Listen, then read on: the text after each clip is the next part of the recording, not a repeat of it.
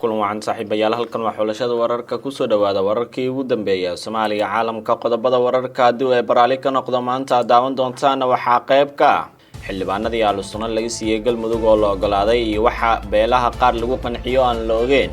ciidanka dowladda Soomaaliya oo fashiliyo howlgal iyo weerar ay Al-Shabaab maleegayeen Turkiga oo jawaab kulul siiyay eedeyn kaga timidna ka bixiyay Al-Shabaab Kenya oo ka warbixisay howlgal ay filisay kadib weerarkii baska waxa kale oo daawan doontaan bariga dhexe oo qarka u saaran dagaal kadib warkii ka soo baxay Iran iyo Xisbullah qodobadaas iyo qodobo kale ayaa daawan doontaan haddii aad xulashada wararka ku cusubtahay fadlan subscribe saar ku dhufo gambaleelka si aad u noqoto daawadaha koowaad halkan markaynu wararkeena ku baahino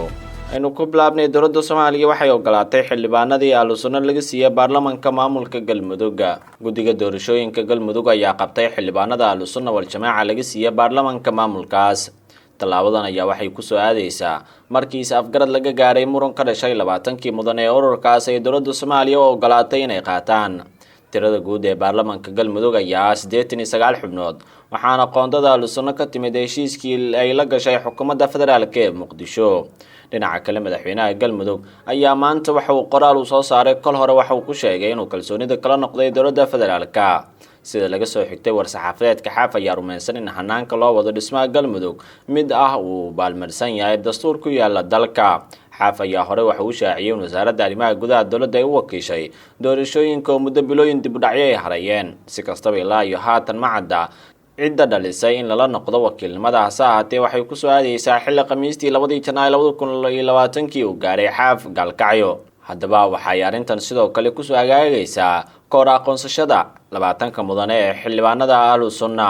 waxaa la tilmaamayaa in xaaf ay u tageen qaar ka mid ah xubnaha mucaaradka iyo sidoo kale qaar ka mid ah beelaha deegaanada Galmudug ayna ka codsadeen in aan loo wakiilan oo isaga howlaha Galmudug ee doorashooyinku wado Axmed Ducaale Geela xaaf ayaa durba aqbalay dalabkaas waxaana Axmed oo Al-Sunna dagaal kula jiray u muuqata in dagaalkoodu uu saameeyay dhismaha maamulka Galmudug guddiga farsamada maamul dhisidda waxay soo dhaweynayaan dadaalada siyaasadeed ee in muddo barbar socday hanaanka farsamada doorashada Galmudug kuwaas oo u dhaxeeya dowladda federaalka iyo culimada diinka Al-Sunna iyo war-saxaafadeed ay soo saareen ku yiraahdeen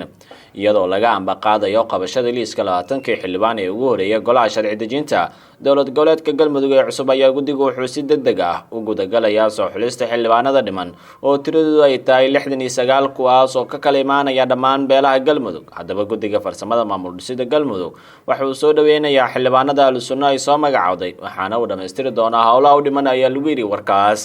guddiga wuxuu si baaxad leh ugu mahadcelinayaa cid kasta oo gacan ka geysatay dardargelinta hanaanka doorashooyinka Galmudug gaar ahaan dowladda federaalka culimada diinka Al-Sunna hoggaanka dhaqanka siyaasiyiinta ururada bulshada iyo guud ahaan shacabka Galmudug ayaa war-saxaafadeedkan sidoo kale lagu yiri waxaana war-saxaafadeedkan ku saxiixnaa gudoomiyaha guddiga maamul dhisidda dowlad goboleedka Galmudug Cabdinaasir Geele Cilmi waxaan la ogeyn warka kale ee ka soo bixi doona qaar ka mid ah odayaasha deegaanada Galmudug kuwaas oo ka soo horjeeday in Al-Sunna xildhibaanada qaab beeleedka ay qaseen odayaal waayidii u dambeeyay ku sugnaa qaybo ka mid ah deegaanada Galmudug ayaa waxay tilmaamayeen in Al-Sunna ay qaladay qaabka hanaanka wadqaybsiga dowlad goboleedka Galmudug oo xildhibaano badan ay soo xusheen gaar ahaan beesha ceer oo 5 xildhibaan ay ka soo xuleen beesha ceerba waxa ay ku leedahay dowlad goboleedka Galmudug 6 kursi sidaa daraadeed 5 ka mid ah waxaa soo xushay xukuumadda Al-Sunna gaar ahaan Macalin Maxamuud iyo Sheekh Shaakir ra'iisul wasaare Xasan Cali Kheyre markii uu tagay Dhuusamareeb waxa uu durba bilaabay inuu wada hadal la yeesho culimada diinka Al-Sunna waxaana kulamadaas uu la qaatay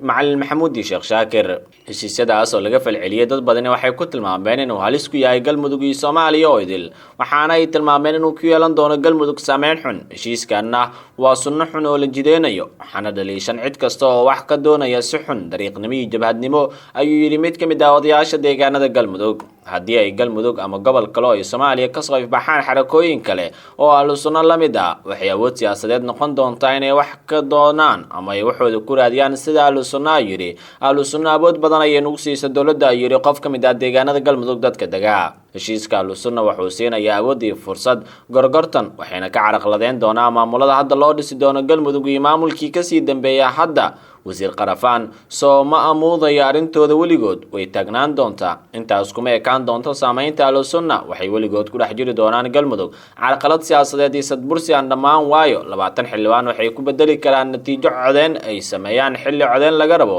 heshiiskanna waxaa ku cad in 20 xildhibaan la siiyay ku ekaan doonaan maamulka hadda la soo dhisayo laakiin sidaas ma dhici doono ayuu yiri mid kamid ah odayaasha deegaanada Galmudug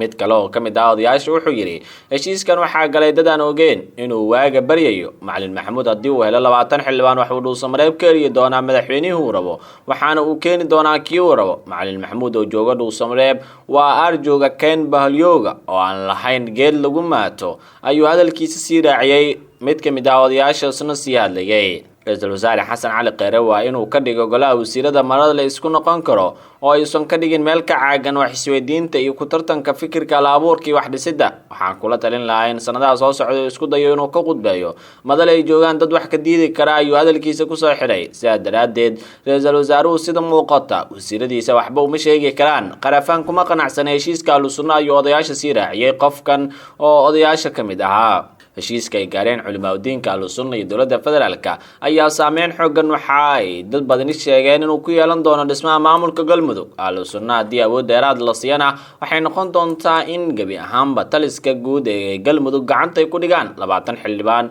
oo ay hadda gacanta ku hayaan waxaa la tilmaamayaa inay saameyn gaar ah wadan karto waayo wararkaas Ahlusunna aynu ka baxnana ciidanka Soomaaliya waxay fashiliyeen weerar ay Al-Shabaab soo maleeyeen ciidanka sida gaarka u tababaran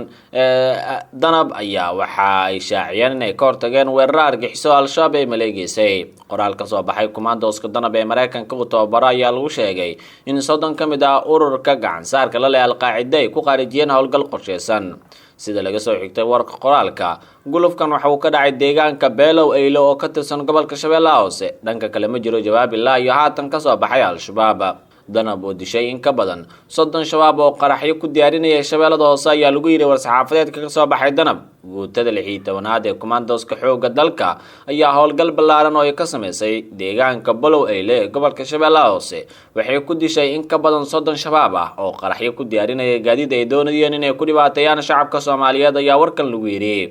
taliyaha guutada 16aad ee danab gaashaanle Ismaaciil Cabdimaalig Maalin ayaa cadeeyeen sidoo kale duqeyn lagu gubay gaadiidka ay doonayeen inay shacabka Muqdisho soo u keenaan ayaa lagu yiri war saxaafadeedka howlgalkan lagu nafgooyay Al-Shabaab ayaa qayb ka howlgal ay ciidan commandoska ku baacsanayaan haraadiga kooxda ayaa war saxaafadeedka sidoo kale lagu yiri maalmo ka hor ayay guutada 16aad waxa ay Al-Shabaab kala wareegtay 7 tuulo oo ka tirsan Shabeellada Hoose iyadoo taliye Ismaaciil u ballan qaaday inay sii wacayaan ama ay sii wadayaan howlgallada inta laga soo afjarayo Al-Shabaab Turkiga wuxuu jawaabay eedeyn kulul oo ka timid Al-Shabaab dowladda Turkiga ayaa si rasmi ah waxay kaga jawaabtay eedeyn culus oo ka timid dagaalamayaasha Al-Shabaab ayaa tilmaamay in xukuumadda Ankara ay qabsanayso dhulka Soomaaliya iyo kheyraadkiisa Maxamed Yilmaz Danjira Turkiga u fadhiya Muqdisho ayaa waxa uu sheegay inaysan jirin dana gaar ah oo ay ka leeyihiin Soomaaliya Yilmaz oo wareysi siiyay VOA gaar ahaan laanteeda afka Soomaaliga wuxuu shaaciyay in Soomaaliya ay ka caawiyaan 1 bilyan aysan jirin dana gaar ah oo ay ka leeyihiin lacagtaas ayuu hoosta ka xariiqay inay ku kala bixiyaan kaabayaasha dhaqaalaha dhismaha wadooyinka iyo deeqo ay siiyaan dowladda mar wax laga weydiiyay sheegashada Al-Shabaab ay ahayd in weerarkii ex-control la beegsaday kolonyo Turki ah diblomaasigan wuxuu ku jawaabay waa warbixin ka sugeynaa dowladda Danjira ayaa meesha waxa uu ka saaray in dhacdadaas loogu dilay 4 muwaadin waxaana uu ku adkaystay inay kaga dhinteen kaliya 2 muwaadiniinteena iyo Soomaalida waxay noo yihiin isku mid waxaan u joognaa halkan tan iyo 2011 sidaan u caawin lahayn dadkii dowladda Soomaaliyeed ayuu xusay Turkiga ayaa kamid ah dowladaha aad ugu dhow maamulka madaxweyne Farmaajo waxaana bil walba ay siisaa taageero dhaqaale oo lagu kabayo miisaaniyadda xukuumadda dowladda Kenya waxay ka warbixisay howlgal ay ciidankeeda fuliyeen kadib weerarkii baska ismaamul goboleedka Lamu John Elegote suduwaha howlgalada deegaanada xeebaha ayaa shaaciyay in gulufka ay ku qaarijiyeen 4 qof oo loogu shakisan yahay Al-Shabaab isagoo warfiyeen kala hadlaya Elegonta ayaa tilmaamay in sidoo kale oo nolosha ku qabteen dagaalamo kale oo la toonsan yahay sida laga soo xigtay biliiska warka weerarka baska oo dhacay Khamiistii waxaa lagu toogtay 3 qof oo rakaabku ku jiray lama oga hadii tirada ay xukuumadda Nairobi shaacisay inay dishay ayeen dableeda beegsatay baska Mombasa raha baska oo kasoo baxay magaalo xeebeedka Mombasa ayaa kusii jeeday deegaan xeebeedka Lamu oo ku dhow soodinta Soomaaliya iyo Kenya. Wargeyska The Star ayaa ku waramay in darawalka baska uu diiday inuu gaarigu joojiyo maleeshiyaadka taasoo ku qasabtay inay rasaasayaan. bishii December sanadkii 2019 weerar noocan oo ka dhacay gobolka Wajeer waxaa lagu dilay 11 qof, 8 sargaal oo booliis ah iyo 3 kale oo shacab ah. Ugu dambeyntiina Iran ayaa ku hanjabatay aargudasho daran waxaana ay sheegtay in Mareykanku uu qaadi doono mas'uuliyadda cawaaqibka ka dhasha dilka mid ka mid ah taliyaasheedii sarsare General Qasim Suleimani. ilaalada gacanka Islaamiga ee Iran ayaa xaqiijiyay in Suleimani uu hogaaminayay ciidamada xulka ee Qudus lagu dilay duqeyn Mareykanka ay ka fuliyeen agagaarka garoonka diyaaradaha Baghdad Khamiistii. ilaalada gacanka Islaamiga waxay ku dhawaaqayaan in Qusaymi Suleimani uu ku shahiiday duqeyn ay Mareykanka fuliyeen ayaa lagu yiri bayaanka ay soo saareen. hogaamiyaha sare ee Iran Ayatollah Ali Khamenei ayaa ku hanjabay aargudasho daran oo ka dhan ah dambiilayaasha gacmahooda dhiigga la galay isagoo wacad ku maray in shaqadii iyo wadadii waayaan la joojin doonin. dhinaca kale hogaamiyaha kooxda Tahriir ee taageertay dalka Lubnaan Xisbullah ayaa isna ku baaqay in loo aargudo dilka Qasim Suleimani in la fuliyo cawaaqibta ku habboon dambiilayaasha wax khaarijiyay. waxay noqon doontaa mas'uuliyadda dhammaan dagaalyahanada wax iska caawinta ee caalamka ayaa bayaan uu soo saaray ku yiri Xasan Nasrullah. wasaaradda gaashaandhigga Mareykanka ayaa bayaan ay soo saartay ku xaqiijisay in General Qasim Suleimani lagu dilay weerar ka dhacay goor dambe oo Khamiistii ah kadib amar ka soo baxay madaxweyne Trump. waxaa weerarku ku qeexay tallaabo lagu difaacayo danaha Mareykanka ee dibadda. General Suleimani wuxuu waday qorshe lagu weerarayo diblomaasiyiintii ciidamada Mareykanka ee Ciraaq iyo gobolka ayaa lagu yiri bayaan ka soo baxay Pentagon-ka Mareykanka. qoraalka ayaa intaas wuxuu ku daray duqeyntan waxaa loogu dan lahaa in lagu joojiyo weerarka Iran ay qorsheynaysay. dowladda Mareykankana waxay sii wadi doontaa inay qaado dhammaan tallaabooyinka muhiimka ay ku ilaalinayso dadkeeda iyo danaheeda. guud ahaan daawadayaal waa naginta warkii aad kala socoteen xulashada wararka nabadgelyo.